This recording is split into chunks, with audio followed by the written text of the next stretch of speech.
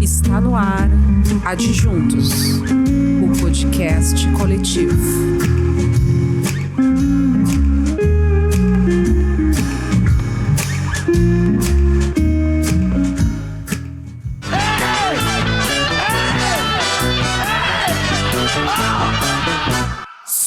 Está no ar Psiu, o seu programa de arte, cultura e informação. Com Carol Baumann e Paulo Vani.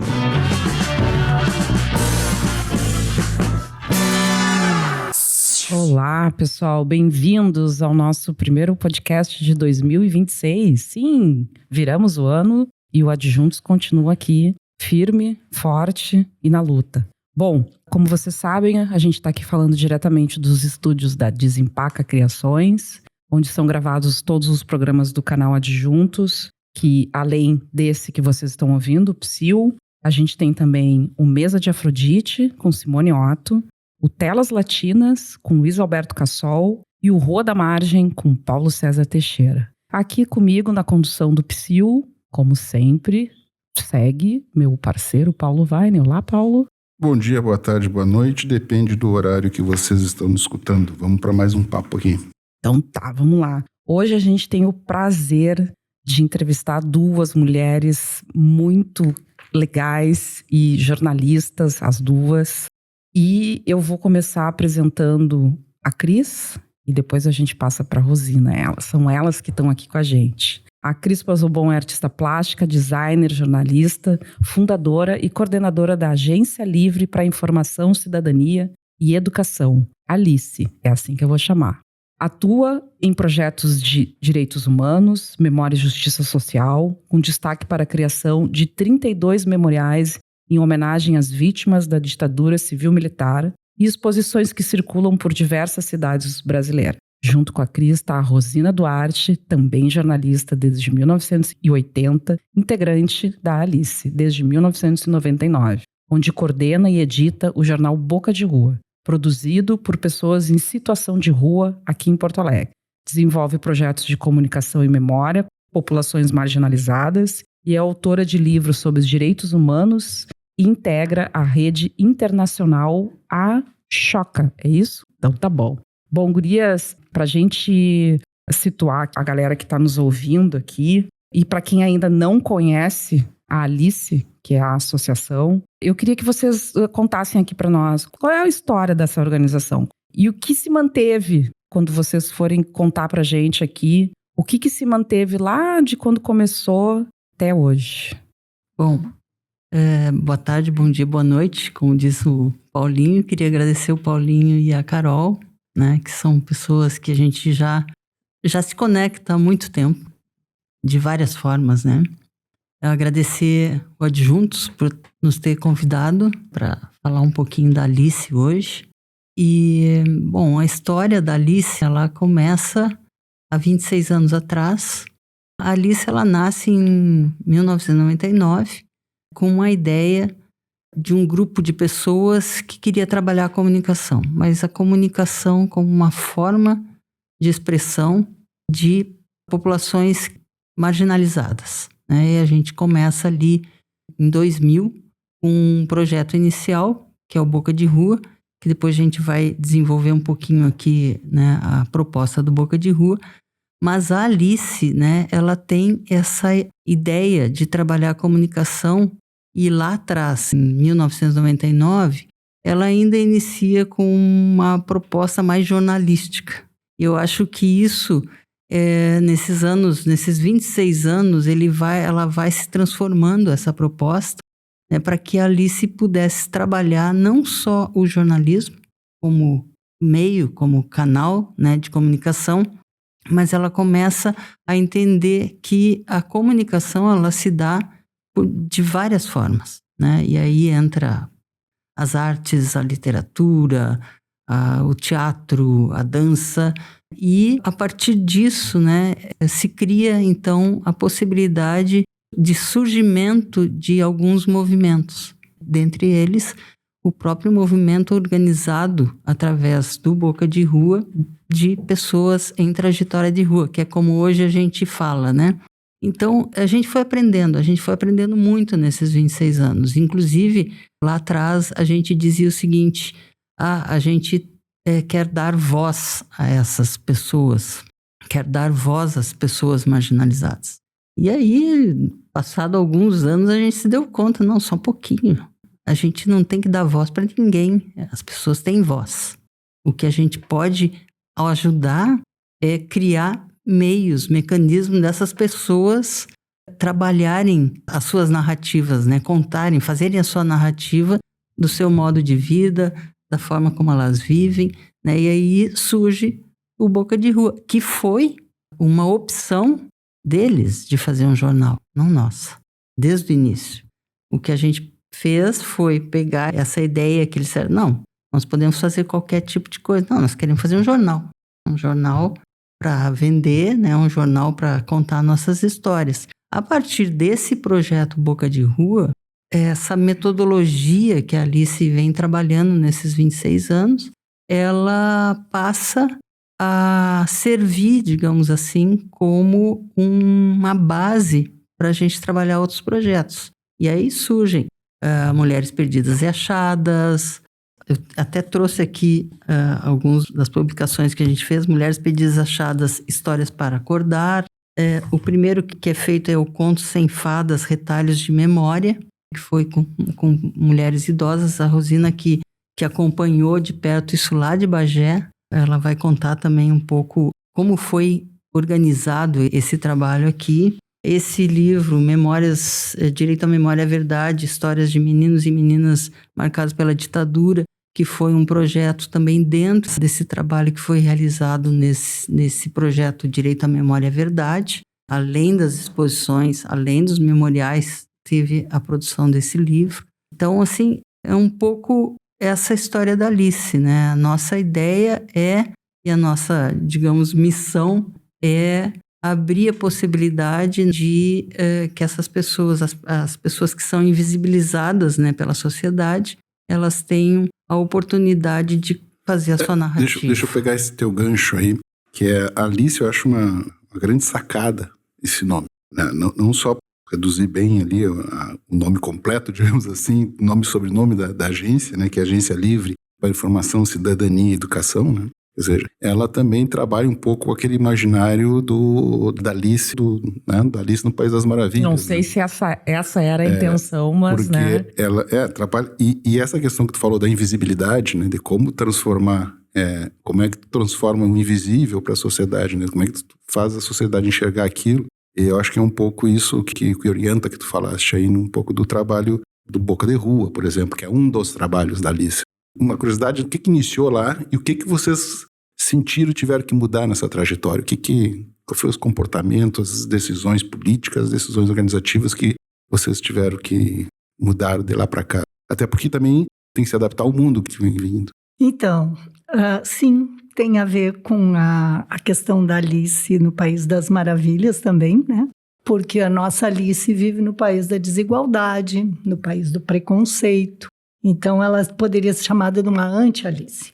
Mas, ao mesmo tempo, ela traz do livro todas as contradições humanas, né? Porque o livro, ele é um livro que fala em crescimento de todas as formas, com todos os sofrimentos, e traz também a contradição do seu autor, né? Que tem sérias dúvidas a respeito da atitude dele com relação a crianças, né? Uma suspeita de pedofilia, que é talvez um dos crimes mais terríveis da humanidade. Então, e ao mesmo tempo ele era genial. Então ele traz todas essas contradições humanas que vão desembocar na nossa proposta de mostrar os muitos mundos que o mundo tem.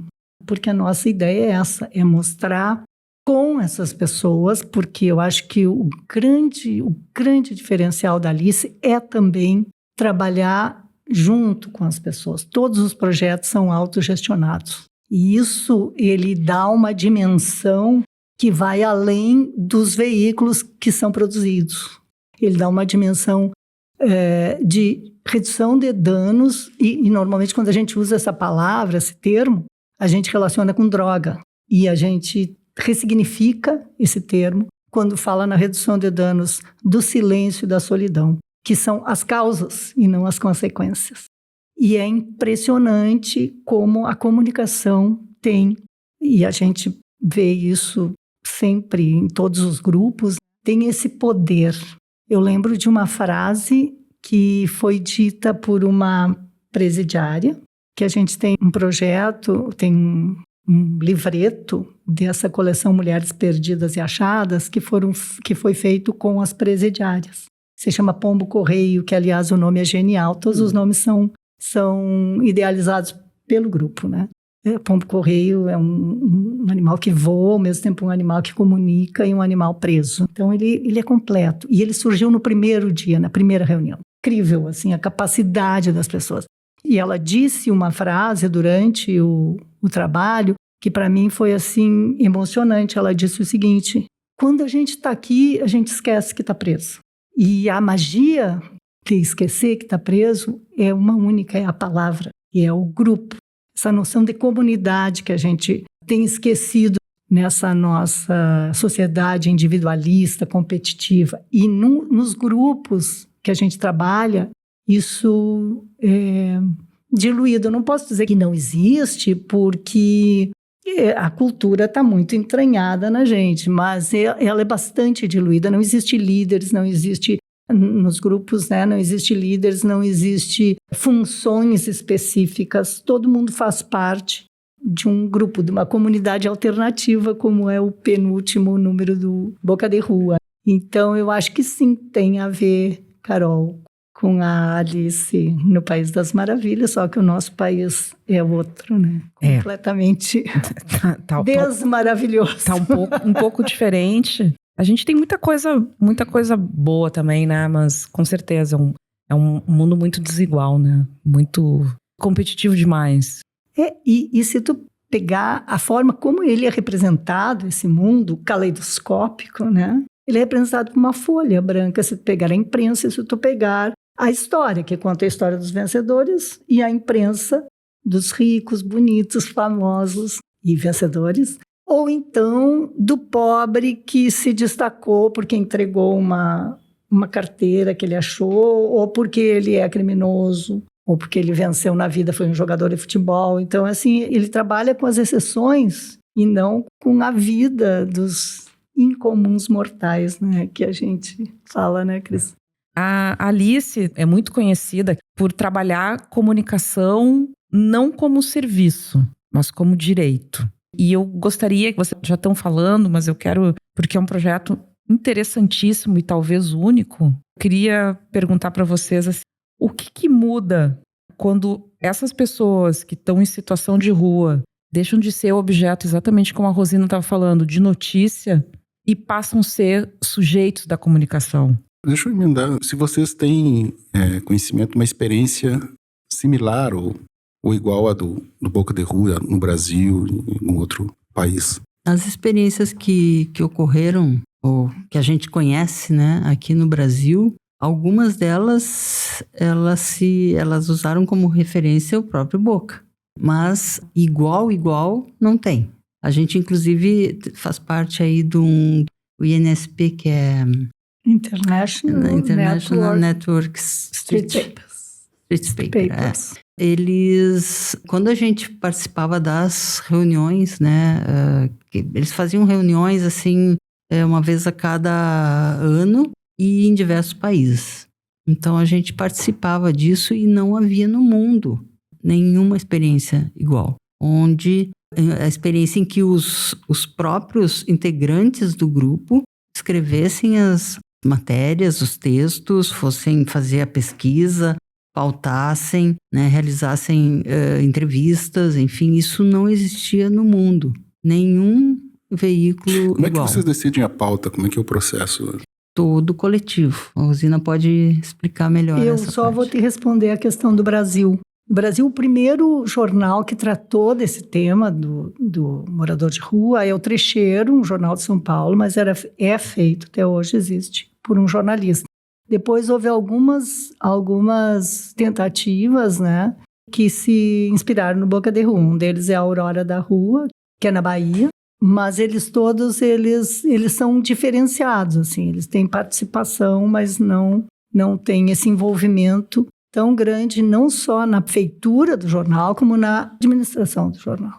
Na realidade, assim, Paulinho, eles são feitos para, vamos dizer assim, ajudar essas populações. Então, o que acontece? Por exemplo, tinha uma revista que circula na Europa, agora não estou me lembrando o nome. Aqui no Brasil era a OCA de São Paulo. Mas essa outra revista, por exemplo, eles davam uma parte, digamos assim, o morador de rua, ele comprava, é como se fosse, ele comprava uma parte da edição e ele vendia. Então, assim, tinha um desconto, né? Como se fosse um desconto. Então, ele comprava aquilo, ele vendia e aí ele pagava a parte dele, mas era para auxiliar.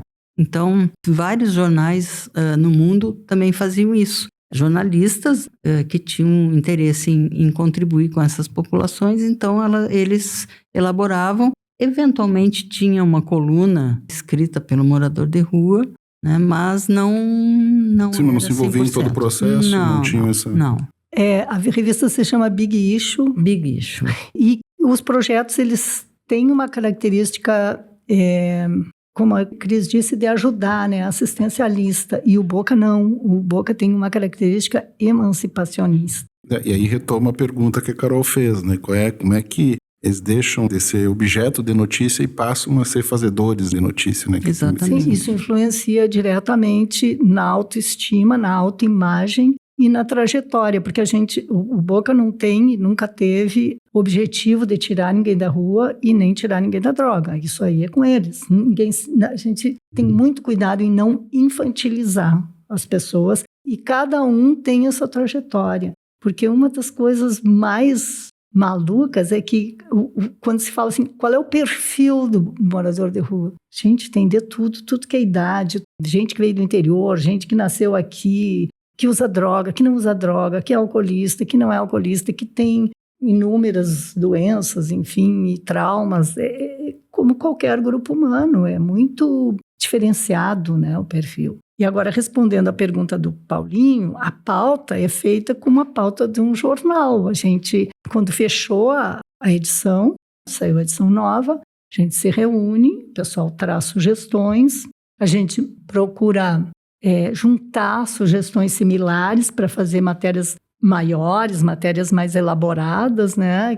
Hoje em dia o Boca mudou muito, né? Ao longo desses 25, quase 26 anos, no sentido de aprofundar mais as matérias e também não ser só umbilicais, assim, pensar só na população de rua, mas na cidade como um todo. E hoje também, esse ano em especial, cresceu bastante com o fato deles terem celular, a pesquisa. Eles pesquisam. Então, no começo era pesquisar em IA. Aí a gente começou, não, tem que ter fonte. Então, o Boca e a Alice são organismos vivos, eles vão mudando, vão se adaptando. Por exemplo, na pandemia, foi um pandemônio.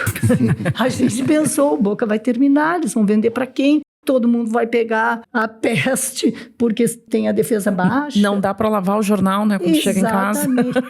Gente, foi um susto, assim. O que nós vamos fazer? Da onde vieram as sugestões que nos mantiveram vivos? Do grupo. Nós ficamos, assim, arrancando os cabelos para pensar em alguma coisa e um dos guris disseram, não, vamos fazer uma assinatura online. Nossa. Ótimo. Sabe? Então, as soluções vêm do grupo. E aí tem uma questão interessante também, que a gente falava muito em isolamento social, né? E aí a gente constatou lá no grupo o real isolamento social, porque nenhum morreu de Covid. Absolutamente nenhum. Teve um foco numa das pensões, aquelas maravilhosas pensões, né? Que incendiaram, inclusive, né? E aí a gente isolou aquele grupo e não se alastrou. A gente chamou uma médica também para ter esse cuidado dentro da reunião, porque uma questão incrível, assim, que mais eles sentiram foi o fato de a gente não se tocar, porque a gente se abraça. E é um grupo muito afetivo, né? O afeto também é um elemento importante dentro daquele grupo. E aí o pessoal dizia, vocês estão com medo de nós. E a gente dizia, não, ao contrário, está conosco a Covid. É a gente que vai trazer para vocês. No momento que a gente entendeu isso, né? Que a gente levou uma médica que explicou e tal, então a gente conseguiu usar máscara, usar álcool gel, essas coisas que normalmente eles não usam nas comunidades, né? Que é impossível usar, praticamente, né? Então é isso, e as pautas são feitas dessa forma, Paulinho, de forma que se faz em qualquer jornal, assim. Não se faz com qualquer jornal, um processo completo. Deveria. Eu acho que tem um aspecto, assim, que é importante também da gente colocar aqui, que é a questão da relação do Boca de Rua com políticas públicas, que eu acho que isso que a Rosina falou antes ali, né? A gente não tinha intenção, nunca teve, de retirar moradores da rua. Essa não era a ideia da Alice, nunca foi ser assistencialista, ou seja, inclusive assim, nesses anos todos, né, muitas pessoas chegaram na Alice e eu acho que isso não é um problema, né, mas pelo contrário, assim, eu acho que é uma forma da gente entender melhor, inclusive, esse processo. Chegaram na Alice com essa ideia de que estavam entrando para a organização, ou mesmo como colaborador do Boca de Rua, com a ideia de que poderiam ajudar essas pessoas a saírem das ruas. Também não perceberam sobre a questão do direito de estar na rua, que é outra questão, que é outro debate que os próprios integrantes do Boca sempre levantaram. E, por outro lado, as políticas públicas sempre pensam nisso. Nós temos que tirar as pessoas da rua, nós temos que dar condições para elas saírem da rua. Então, assim, isso foi um debate muito longo, dentro da Alice também. Para a gente entender, a gente foi atrás de fazer terapia para tratar disso. Não, sério. Porque é uma realidade muito diferente, né? Claro, claro. São visões e vivências que a gente, que nós aqui 4, e eu acho que grande maioria das pessoas que estão nos ouvindo, talvez, é aquela realidade que a gente tem, né? Da casa, da água, da comida, e tu ter isso, ter essas posses, e essas pessoas vivem com uma outra visão, uma outra maneira. Exato. E outra questão também que eu acho importante, assim, que teve um período que tinha muita criança na rua. Quando a gente começou, tinha muita criança. Aqui perto da rodoviária ali era onde eles ficavam. E a gente tinha toda essa questão também, assim, essa contradição interna. Nós que estávamos na Alice, como que a gente ia lidar com tudo isso? Então, eu acho que são questões importantes, até para quem é importante a gente falar disso, porque a gente tem que entender a situação. Nem tudo a gente consegue realmente fazer e nem deve, no sentido de que essas pessoas têm seus direitos e elas vão buscar seus direitos. E eu acho que o Boca de Rua, ele trouxe para os integrantes, e a gente perdeu muitas pessoas, né, Rosina, ao longo desses anos, assim, principalmente nos invernos aqui de Porto Alegre, por questões de doença, enfim, tuberculose, HIV, etc., né? Que são pessoas fragilizadas. Então, assim, tudo isso foi nos dando o entendimento de tudo, da situação deles e do próprio projeto da Alice, como instituição, que, trabalhando a comunicação de uma forma emancipatória, como a Rosina colocou, trouxe a possibilidade de hoje praticamente todos do grupo estarem fora das ruas. Mas por eles. Sim. Porque ali, e aí a frase do Silvio, né? A gente fez, assim, uma pequena revolução. Não nós, mas junto com todos. Né? Não nós sozinhos. Então esse grupo que trabalha com vocês na pauta, ele é um grupo fixo? Como é que funciona? Tem algumas pessoas que estão desde o primeiro dia, que inclusive... Primeiro dia não, mas bem nos primórdios, inclusive uma delas, eu acho que a Cris depois pode falar, lançou um livro agora, que se chama Cicatrizes da Rua, é Michele. Que legal. Extraordinária. Mas eu quero colocar só dois aspectos. Um que a Cris mencionou das crianças, como que a gente lidou com essa contradição, né? Nessa época nós fundamos o Boquinha, que era o filhote do Boca de Rua, que nem eles chamavam, com uma proposta bem diferenciada do Boca de Rua, que era basicamente, resumida, mostrar o mundo para essas crianças e mostrar as crianças para o mundo. Mostrar o mundo para as crianças, porque essas crianças têm dificuldade de acessar outros mundos, né?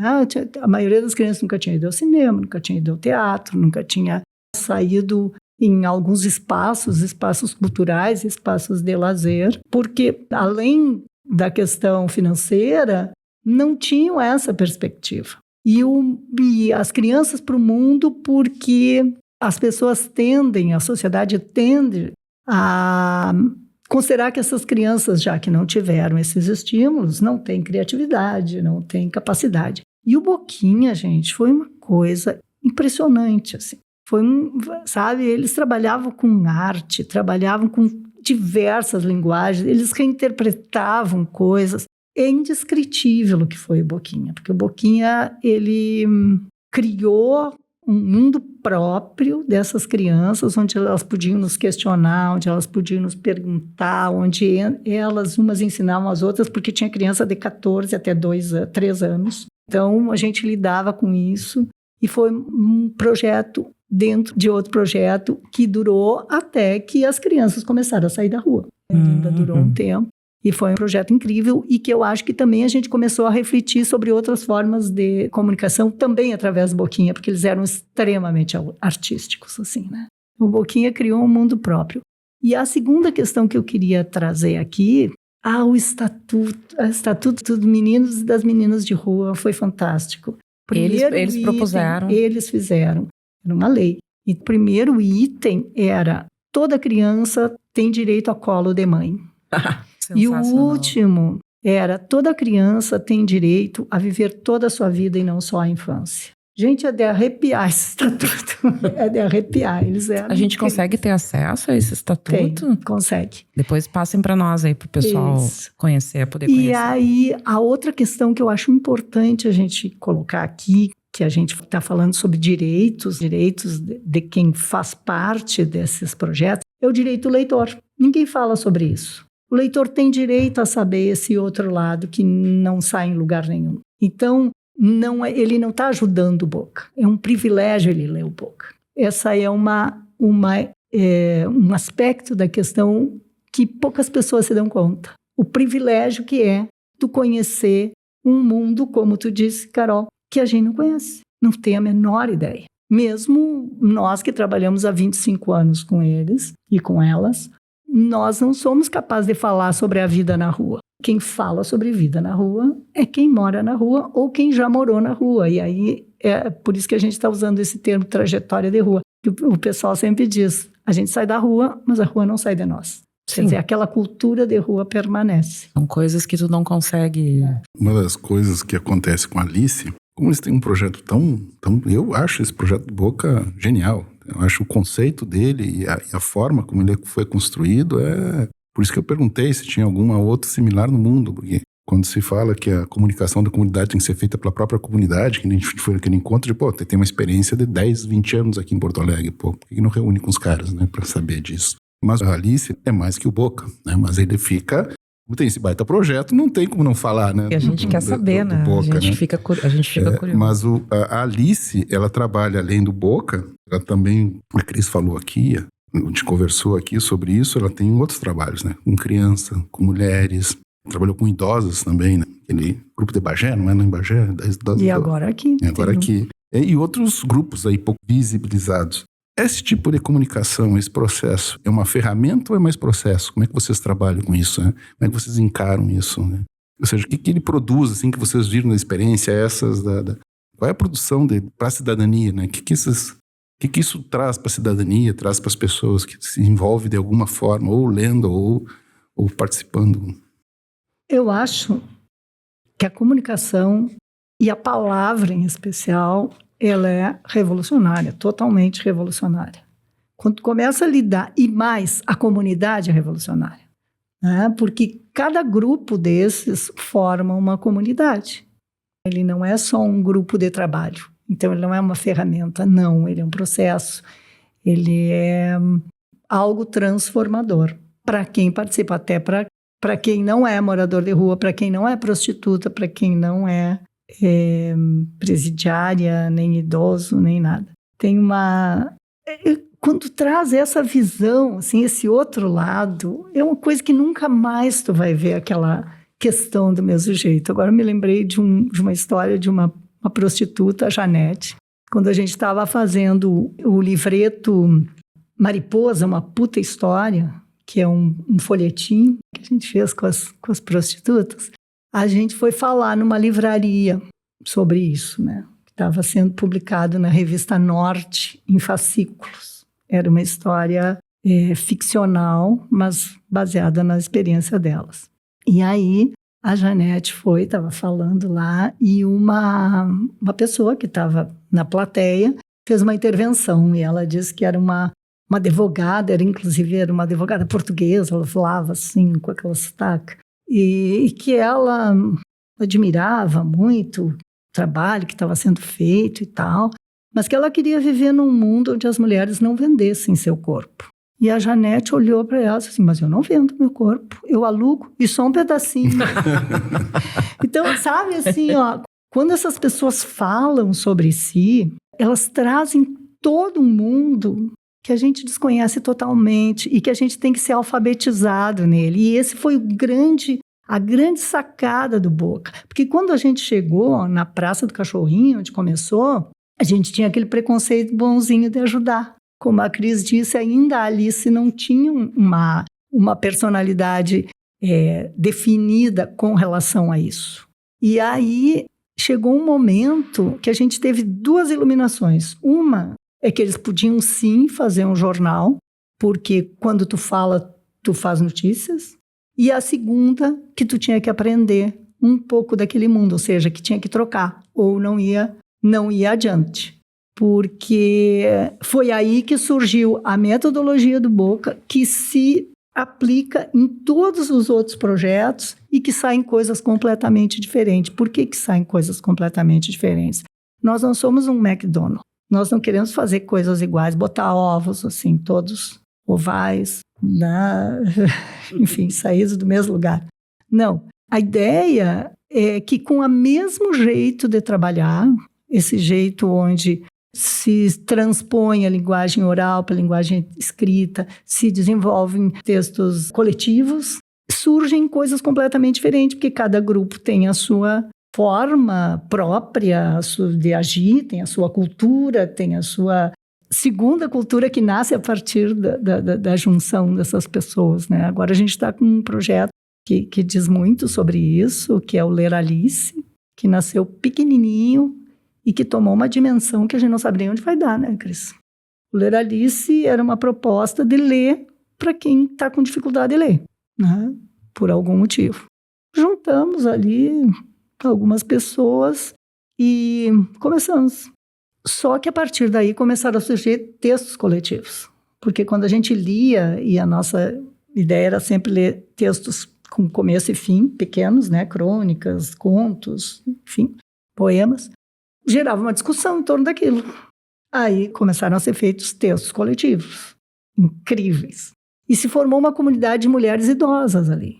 E aí começou a vir todas as questões, como aconteceu no Boca e nos outros grupos, todas as questões do etarismo, da incerteza, do medo da morte, da alegria de viver, dos legados. E aí começou aquilo a crescer de um jeito que o resultado até agora, logo a gente vai ter mais novidades, mas até agora foi um encontro, um grande encontro chamado Tempo da Velharada, onde a gente discutiu, debateu, melhor dito, esses itens que surgiram e que surgiu o Manifesto Mutante da Velharada, que agora em março vai ser, então, costurado e lançado. E a partir daí, como a Cris diz, surgem movimentos, entende? E o Mulherio está enlouquecido, vai editar um livro agora, um livro com capa artesanal, muito próprio. Então, assim, respondendo a essa pergunta que sempre nos fazem, assim, o que muda? Muda muito, sabe? Muda, transforma, assim, transforma a questão da maneira que tu te enxerga em primeiro lugar e que tu enxerga as coisas para além das tuas necessidades. Isso é lindo, assim, sabe? Esse VM. É sair do eu e enxergar o outro. Estou ouvindo aqui tu falando. Ao ponto de... Eu e a Cris editamos o Boca desde o primeiro número. E editamos todas as publicações da Alice. E é incrível como a gente nunca naturalizou o encantamento na hora de editar, né, Cris? Cris, olha só que maravilha. Ai, olha só esse texto, esse título. Que coisa sabe? legal. A gente nunca perdeu esse encantamento, assim, sabe? É uma coisa incrível. Mas falando de uma coisa aqui que a gente acaba... essa é a temática, vamos dizer assim, geral do Psyu aqui. É aquela pergunta que a gente faz para todos que passaram já por aqui. E como é que vive? Como é que se sustenta? Como é que trata da questão financeira e da coerência política da coisa? Bom, isso é uma pergunta, eu diria que é uma pergunta complexa, assim, porque na realidade... Eu diria que a pergunta é simples, a resposta é complexa. É complexa, isso, exato. Na realidade, nós, desde o início, né, a Alice, ela nunca contou exatamente com recursos grandiosos, né? Sempre foram recursos pequenos. Começamos lá com a Rosina sendo selecionada pela Choca, recebendo uma bolsa. Essa bolsa, a Rosina passava diretamente para os projetos, enfim. E a gente tem feito alguns contatos com algumas pessoas, a gente teve um período que a gente recebia de uma alemã a cada encontro da INSP, né? O que é INSP? INSP é International Network um instituto. Street Paper. Que é essa instituição mundial Sim. dos veículos de rua, né? E ela participava sempre e ela dava alguns recursos. Em alguns anos a gente recebeu... Hildegard. Alguns euros, assim, que ela mandava pra gente, justamente pelo fato do Boca de Rua ser único, assim, né? Ela lia o Boca e ficava... Né? Encantada. A gente traduzia, tudo tinha que mandar traduzido pra lá, né? Sim. Então, Boca de Rua ganhou alguns prêmios também, a Júris, que nos ali deu alguns recursos. Então, a gente foi levando dessa forma, assim, a gente tem uma vaquinha e isso a gente entende como realmente uma questão importante para Alice, né? E talvez isso, né, Paulinho e Carol, tenha a ver muito com esse perfil nosso, da Alice, dos integrantes da Alice, que a gente é muito... A gente não tem essa visão, assim, de que a gente sabe que tem que ter recurso para fazer os projetos, para manter a Casa Alice, que é outro projeto da Alice, que a gente não falou ainda aqui. A casa, por exemplo, foi construída a partir de 2 doações de pessoas que receberam herança e doaram para a Alice essa herança, né? E a gente conseguiu, então, juntar mais com o dinheiro que o Beto Abreu tinha para fazer a reforma da casa, a doação de um projeto arquitetônico de um amigo querido, que é o Tiago Balém, fez todo o projeto da casa e nos deu, né, que também custaria uma pequena fortuna, a gente não tinha.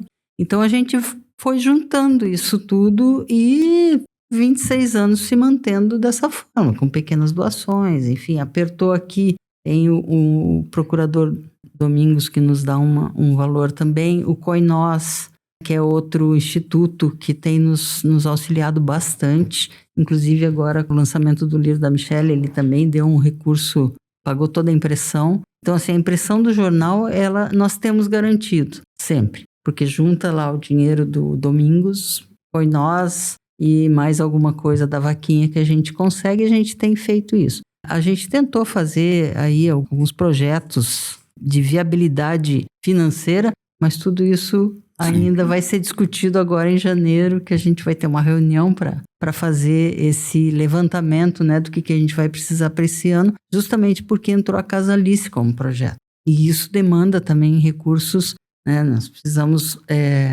custear ali a casa, comprar equipamento. Infelizmente, a gente precisa daquele negocinho que chama dinheiro, né? Não tem jeito. E assim, só para também colocar uma questão que eu acho que é importante, assim, nós entramos o ano passado, pelo menos em 3 projetos de prêmios Editais, né? Em editais. A gente bateu na trave em todos, né? Batemos na trave em todos. E aí a gente fica pensando assim, né? Durante muito tempo, as pessoas que a gente buscava para conseguir recurso não se interessavam pelo público que a gente estava atendendo. Então também tem esse aspecto. É um público descartável, né? Pessoas em trajetória de rua, situação de rua, morador de rua, são descartáveis, a princípio. Prostitutas, descartáveis. Apenadas, não são consumidores, né? Não. E quem... Pior é que são, né? E quem poderia financiar isso não tem interesse em estar perto desse público, entendeu? Claro. É isso. É as marcas, vincular a sua marca. Exatamente. Né? Só acrescentando, nós temos também uma coisa que é bem importante para ajudar na impressão do jornal, que é a assinatura virtual. Isso aí ajuda bastante. E também essa questão da gente não aceitar qualquer doador, né? A gente não aceita grandes empresas poluidoras e, enfim, né? Políticas, verbas políticas, porque senão tu perde completamente a liberdade de fala, né? Então tem isso também, mas tem doadores individuais também. Tem doadores individuais importantes que estão há anos nos doando, são recursos pequenos, assim. E a Casa Alice, que a Cris mencionou, esse projeto Casa Alice, que não por acaso a gente chama música na Porta Vermelha, literatura na Porta Vermelha, esse Porta Vermelha não é por acaso, né? A Alice tem assumidamente uma posição Nada antifascista. é por acaso na Alice, eu já percebi isso. Ela tem uma posição claríssima antifascista, né? E ele também nos rende, ou a ideia é que ele comece a render um pouco de recurso. Porque quando, por exemplo, a gente faz um show de música, a gente passa o chapix, né? Que é um chapéu que tem fix, e um pouco vai para o músico, né? Para pagar o cachê, e outro pouco volta para a Alice. É pouco até agora. A gente não achou uma fórmula ainda que possa atender, né, aos dois interesses, né, de remunerar a pessoa que está lá e também dar alguma remuneração para a Alice. Mas tudo que é feito dentro da Alice tem um percentual para a Alice. Por exemplo, quando a gente fazia a feira, ou quando vende os livros, tem um percentual para a Alice. Então é pingado, é uma goteira. Mas vocês sabem, goteira em dia de chuva molha tudo, faz um estrado. Então é assim. É que tem, eu acho assim, projetos que se propõem como da Alice. Perguntei se era ali, era mais processo ou ferramenta. Eu acho que a Alice, ela é meio física quântica, né? Não é hora é partícula, outra hora é onda. Ou seja, ela é ferramenta e processo ao mesmo tempo. Isso cria uma dificuldade de financiamento, porque os financiamentos, os editais, estão muito voltados para o produto. E projetos como o da Alice não é uma entrega de um produto. Sim, tem um produto como ferramenta, sim, mas ele tem um processo. Então isso dificulta, porque a maioria está voltado para a entrega de produto. O que tu vai produzir? Uma peça. O que tu vai produzir? Um jornal feito por moradores de rua, ou trajetórias de rua. Né? É isso, não enxergam o processo, não enxergam esse processo de quem diz aqui eu estou livre. Né? Não enxergam o estatuto feito pelas crianças, entendeu? Então essa é a dificuldade de financiamento. E a coerência não é a coerência política que eu vejo que vocês têm, não é uma coerência dogmática, é uma coerência para manter o processo. Eu acho que inclusive dentro da Alice. Sim. Porque nós trabalhamos como qualquer projeto, nós não temos, apesar de ter os cargos que tem que ter, né? Do ponto de vista burocrático, a gente não tem. A gente decide tudo em reunião. Só queria complementar, e pegando o gancho assim, que o Paulinho falou ali, do processo, né, também, que quando tu falou, eu me lembrei disso depois, mas vou retomar aqui. A gente fala muito disso, Paulinho, assim, ó, de que os nossos projetos, ele não tem um fim. Então, assim, o produto, digamos, ele pode existir, mas ele não tem um fim, porque tem um moto contínuo, né, de conhecimento que vai se acumulando, trabalho e reconhecimento e aprendizado, assim, que eu acho que isso é o fundamental para nós, assim, que a gente aprendeu nesses anos e quer continuar aprendendo, né? Então, até o livro que nós não lançamos ainda, que pretendemos lançar, que é Em Comuns Mortais, ele fala justamente disso no final. Nós não terminamos. Nós não terminamos porque é preciso continuar. Não é que o jornal Boca de Rua, ele sai de 3 em 3 meses. Tem um produto aqui. Mas o processo, ele é contínuo, né? E ele tem que ser contínuo. Porque senão a gente vai parar de aprender. E a gente vai parar de reconhecer o direito dessas pessoas, né, de estarem fazendo todo esse trabalho. Eu acho que é isso. E talvez essa seja realmente a dificuldade, assim, para entender a Alice e a forma como ela trabalha, né? Teve há muitos anos atrás, ele até fez parte da diretoria, o Guilherme fez parte da diretoria, ele era administrador. Ele veio do Rio de Janeiro para fazer pós-graduação em Porto Alegre, conheceu a Alice, conheceu o Boca de Rua, ele buscou um contato com o Boca, assim, porque ele via o jornal e ele queria conhecer e fazer, até que ele consegue falar com a gente. E ele acaba se tornando diretor da Alice durante um período. E ele faz todo após o doutorado dele, o mestrado, melhor dizendo. Faz todo o mestrado dele baseado na forma como a Alice se administrava, entende? E que ele teve que aprender e entender por que a gente trabalhava daquela forma, né? Então, foi uma coisa muito bacana, assim, para nós, né, saber que é possível tu trabalhar dessa forma. Claro que tem que ter organização para várias coisas, não é isso, não é falta de organização, mas essa forma de enxergar uma organização, ela é possível, né? Então, acho que isso foi uma coisa bem bacana. É mais um mundo, né? Mais um mundo.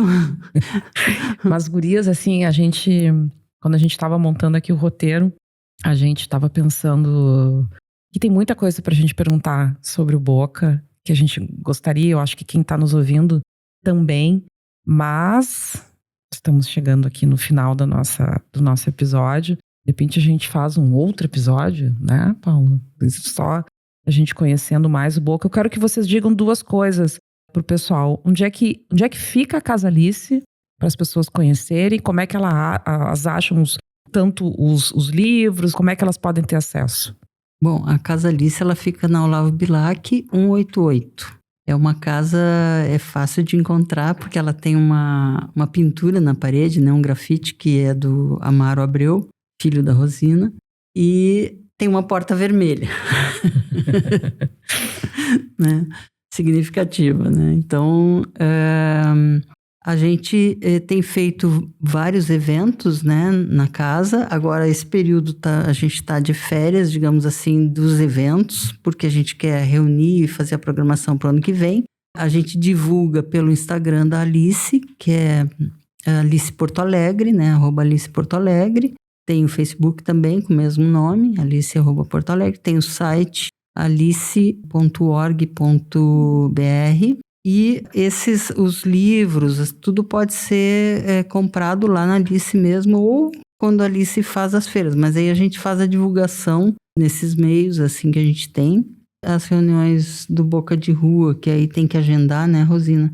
Elas acontecem às terças-feiras, a partir das 14 horas, 14h30, né? Que aí, então, o grupo se reúne ali para trabalhar, né? Para montar o jornal, né, e tudo mais. E é isso. Beleza, gurias. Se vocês querem fazer uma palavra final aqui pra gente encerrar, eu Paulo? Queria ver com vocês, são quantos anos de Alice já? São 26 anos. 26 anos de Alice, né? Já tivemos muita coisa no Brasil e no mundo nisso aí, né? Hoje agora com inteligência artificial, com redes sociais, ou seja, tanto a questão da comunicação e a cultura, que são dois braços que a Alice trabalha, né? Para a gente encerrar aqui a nossa conversa, o que vocês diriam para a gurizada que está entrando nessa militância, está atuando, o que vocês dizem para eles que estão nos ouvindo, assim, olha, coisa difícil, a coisa, enfim, que porta a Alice abriria para eles? A vermelha, claro.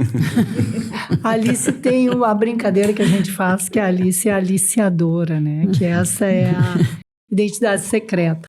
Eu acho que tem uma coisa que não muda, que é a relação humana, sabe? Que é esse contato humano. Eu acho que aconteça o que acontecer com a comunicação e a fake, tarará, eu acho que isso a gente não pode perder.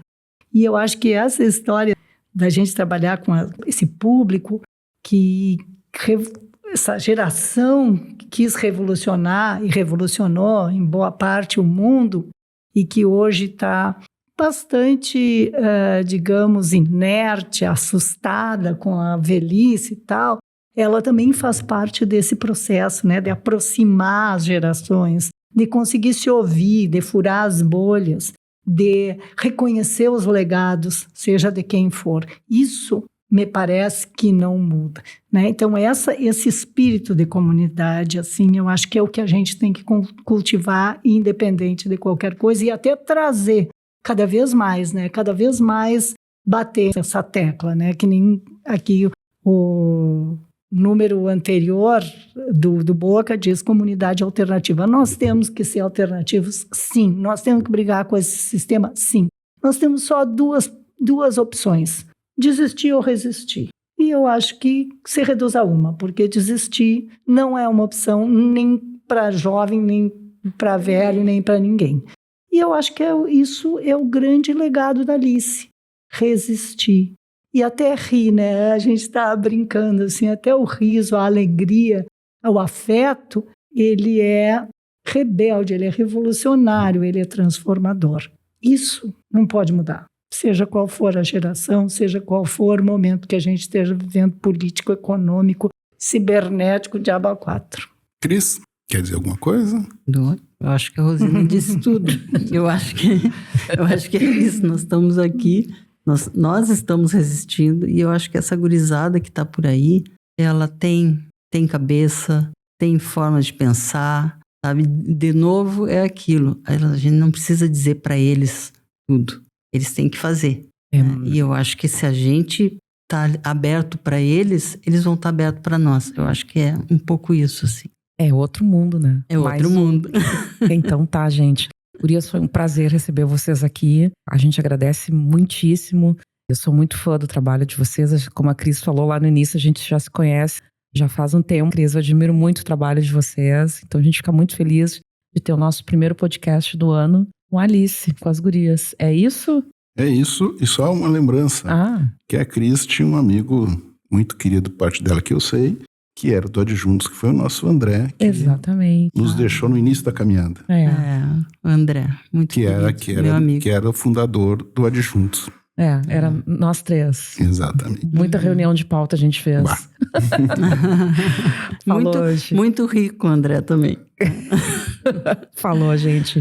Valeu, esse foi o Psil Podcast. Até a próxima. Adjuntos, a gente pode mais.